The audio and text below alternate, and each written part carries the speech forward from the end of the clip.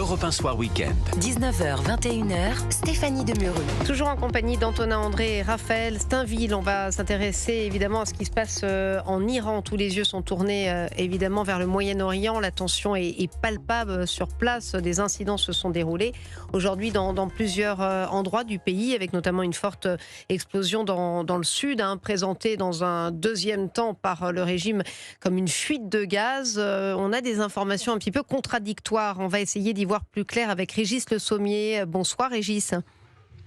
Bonsoir Stéphanie. Vous êtes grand reporter, je le rappelle, directeur de la rédaction d'Omerta. Je le disais, Régis, beaucoup d'informations contradictoires. On apprend ce soir que le chef du Conseil de sécurité nationale évoque des progrès en vue de négociations avec les États-Unis. Mais dans le même temps, le chef armé qui se dit prêt en cas de frappe. Il y a ces explosions dont je parlais. Qu'est-ce qui se passe actuellement en Iran? Alors, je me doute que vous n'avez pas la réponse, mais enfin, peut-être un début d'indice. Oui, alors évidemment, on est dans une situation où c'est extrême à tout moment. Tout peut basculer. Il y a une incertitude totale, d'abord sur l'intention de Donald Trump, parce que Donald Trump nous fait son coup de bluff habituel où il envoie son porte-avions avec une armada, des renforts de navires, des sous-marins, etc., etc. Et puis on va dire peu après, il déclare je suis prêt à négocier.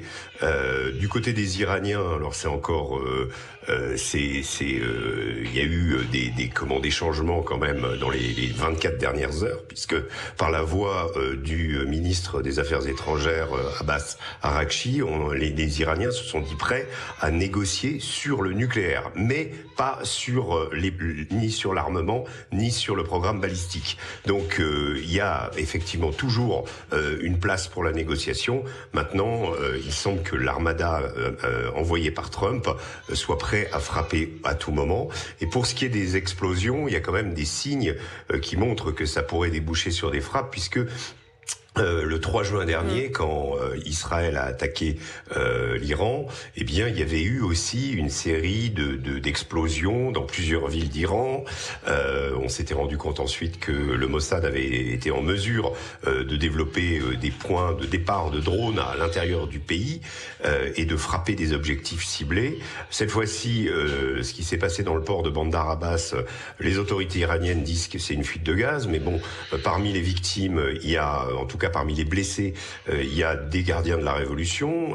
L'explosion a eu lieu pas loin d'un des QG dans cette ville des gardiens de la Révolution, et donc on peut se demander si c'est pas une opération clandestine qui augurerait de frappes qui pourraient venir pendant la nuit et d'une intervention en profondeur décidée par Donald Trump, peut-être avec ou sans Israël à ses côtés.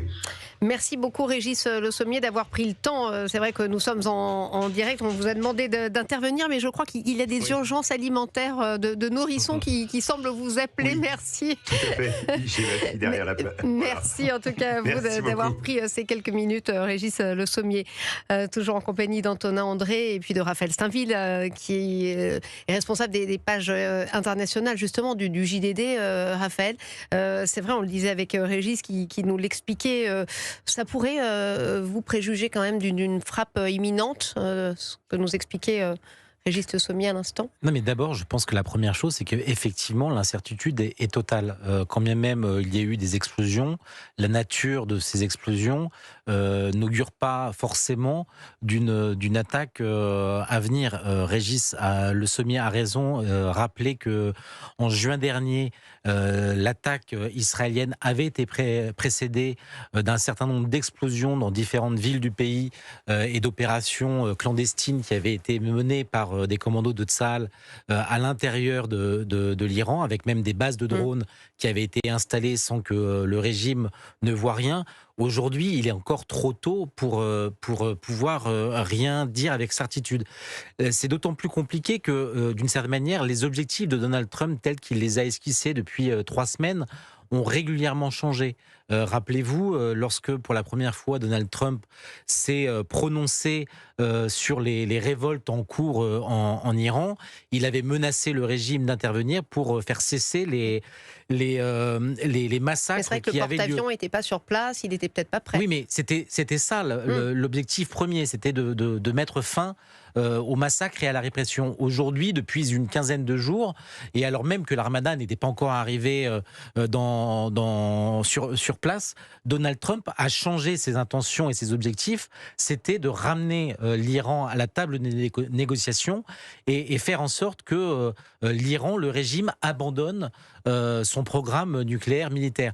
Donc les derniers signes, notamment ceux envoyés hier soir par le ministre des Affaires étrangères iranien qui laissait entrouverte la porte à des négociations, nous disent que c'est très compliqué de se prononcer sur une intervention ou non des États-Unis dans les 24 ou 72 heures à venir. Antonin André, c'est vrai que le passé nous a pas montré qu'on pouvait forcément faire confiance en plus aux Iraniens en la matière. Non, mais ce qui peut jouer en faveur d'une désescalade, c'est que l'ensemble des acteurs de la région sont très hostiles à l'idée de frappe américaine, que ce soit les pays du Golfe, que ce soit la Turquie, la Russie qui a proposé sa médiation aussi dans le conflit. Donc on voit que sur l'éventualité des frappes américaines, dans le cas de Donald Trump est face à une situation compliquée. J'avais oublié Israël, qui est un cas particulier, effectivement, qui est main dans la main avec les alliés des Américains dans les pays du Golfe, notamment, et puis la Turquie est membre de l'OTAN, sont très réservés sur l'opportunité d'une frappe militaire. Et en même temps, on nous parle d'accords, mais les exigences américaines sont très très lourdes, puisqu'il s'agit que l'ensemble de l'uranium enrichi, même faiblement enrichi de l'Iran, soit sorti du pays, c'est une limitation des missiles à longue portée, donc c'est-à-dire un désarmement de l'Iran, et on voit mal comment ces conditions-là pourraient être acceptées par le régime. Donc on est dans une situation où la tension monte de plus en plus, avec des forces contradictoires qui essayent de retenir le fusil américain et des Iraniens qui, eux, ne sont pas prêts non plus à céder tout leur arsenal. Donc on est là dans une sorte de tension dont on ne sait pas dans les heures qui viennent sur quoi elle va déboucher. C'est vrai que quand on voit le déploiement de l'armada américaine, on se dit que c'est pas juste pour amuser la galerie, quoi, parce que ça coûte énormément d'argent de déplacer autant une flotte militaire de cette taille-là. On se dit qu'effectivement, quand on fait une telle démonstration de force, c'est plutôt pour s'en servir. Oui. Vous êtes d'accord avec ça, Raphaël? Quand on voit la carte, c'est vrai que c'est assez impressionnant, cette armada déployée tout autour de l'Iran. C'est très impressionnant, mais ça fait partie aussi de la manière de faire et de négocier de Donald Trump pour arracher un accord.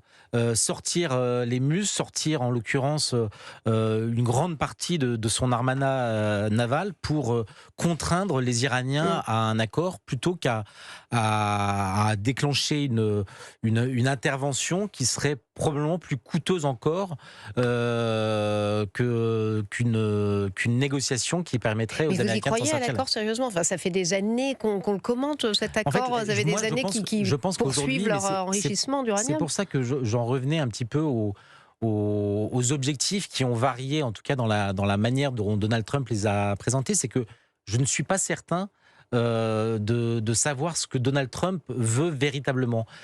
Il a une opinion aussi qui, et notamment ses électeurs, je vous rappelle que des midterms arrivent dans les mois prochains, qui ont voté pour lui sur la promesse finalement d'un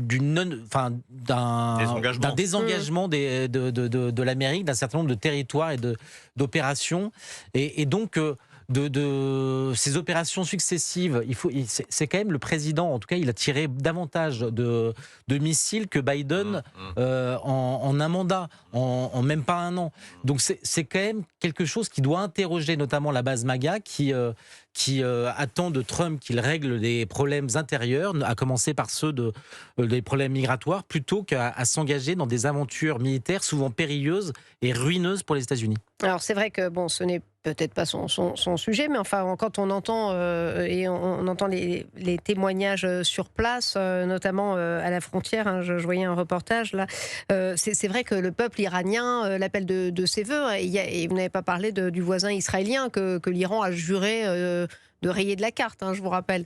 Oui, mais d'ailleurs c'est intéressant parce qu'en juin dernier, c'était Israël qui était à la manœuvre et les États-Unis finalement s'étaient engouffrés dans la brèche pour à la fois donner le coup de grâce ou presque à cette opération et en tout cas avait décidé de la fin des opérations en Iran. Aujourd'hui, on ne sait pas si Israël lui-même est en appui de cette décision de Donald Trump de vouloir éventuellement frapper l'Iran. Alors, ils y trouveraient très probablement leur intérêt, mais ils savent aussi les conséquences en cascade qu'une telle opération pourrait avoir sur leur sécurité intérieure. Oui, d'ailleurs, une hypothèse parmi d'autres du fait que les États-Unis n'aient pas frappé initialement comme Donald Trump souhaitait le faire, tenait notamment à la protection d'Israël. Et il y avait un sujet sur la protection du territoire israélien, parce que le dôme de fer a quand même été un peu perméable lors des représailles iraniennes la dernière fois. Et donc, le déploiement de l'armada est aussi fait pour protéger Israël en cas d'attaque américaine. Il y a un certain nombre de bâtiments qui sont à Eilat notamment, et qui sont là pour sécuriser le ciel d'Israël au cas où les Américains interviendraient en Iran.